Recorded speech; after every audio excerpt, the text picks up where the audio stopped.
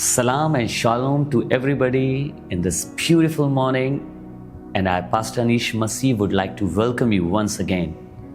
आप सबको शालोम और सलाम हमारी ओर से जो आज की सुबह हमें देख रहे हैं। मैं पास्टर अनीश मसीह आप सबका फिर से वेलकम करना चाहता हूं इस सुबह में। खुदावंद का वचन बहुत खूबसूरत है।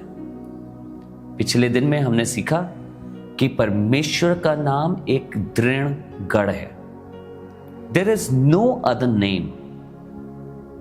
किसी भी और चीज का नाम, किसी भी और वस्तु का नाम, किसी भी और जन का नाम या रिसोर्स का नाम हमारे और आपके लिए दृढ़गण नहीं है, but it is just the name of Jesus. वो सिर्फ खुदावंद यीशु मसीह का नाम है जो मेरे और आपके लिए एक दृढ़गण है। आज का वचन बहुत खास है, इसे सुनिएगा, इसे अपने जीवन में कोशिश करिएगा कि लागू कर सके।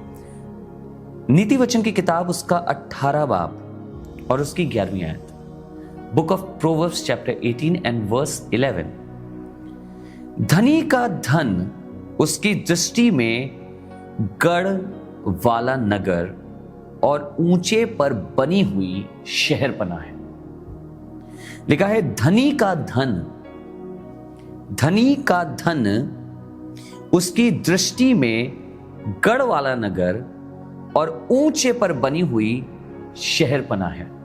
इंग्लिश में भी आपके लिए इसे पढ़ना चाहूंगा।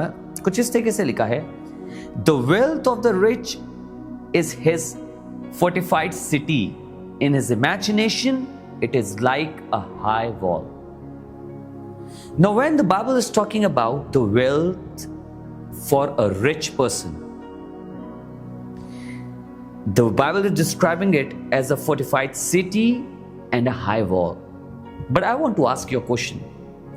Do you really think that any kind of wealth of this world can be as strong as the name of the Lord?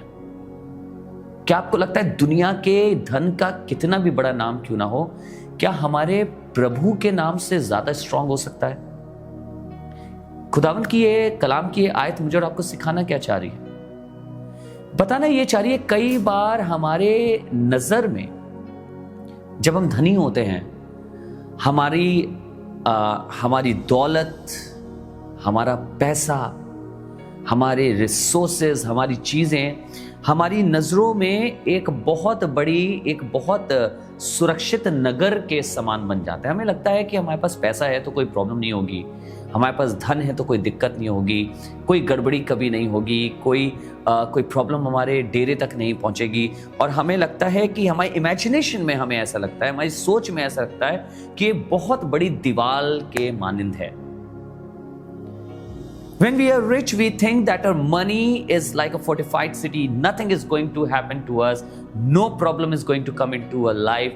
And in our imagination, we think that it is like a high wall. But is it really true? क्या ये सत्य है? क्या ऐसा होता है? क्या धनी पर मुसीबत नहीं पड़ती? क्या धनी पे विपत्ति नहीं आती?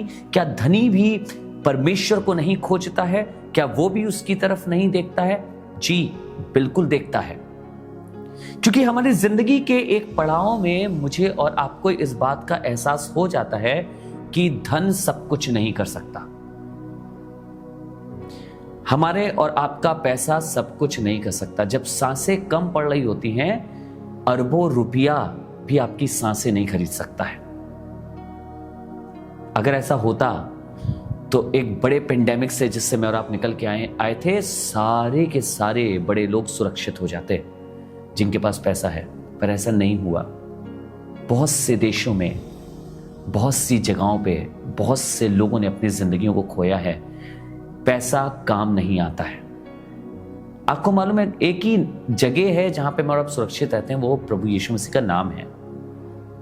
अगर आप आज मुझे सुन रहे हैं और आप अपने धन का एक महल बना रहे हैं, खुदावंद से ज्यादा दर्जा अपने धन को देते हैं, खुदावंद से ज्यादा इज्जत अपने धन को देते हैं, खुदावंद से ज्यादा समय आप अपने धन को देते हैं, उससे ज्यादा महत्व आप अपने धन को देते हैं, तो आज खुदावन का खादिम होने के नाते आपसे सिर्फ इतना कहना चाहूंगा कि ये मात्र केवल आपकी इमेजिनेशन है that money can save you.